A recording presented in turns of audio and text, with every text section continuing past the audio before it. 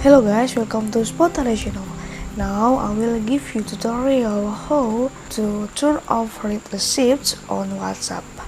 And before that, so you don't miss of any our videos, don't forget to like, share, and subscribe to this channel. And let's go to the tutorial. First, we go to WhatsApp application here, and after that you can click the three of dots in the corner, click settings, and next you can click the account. After that you can click the privacy and turn off the read receipts.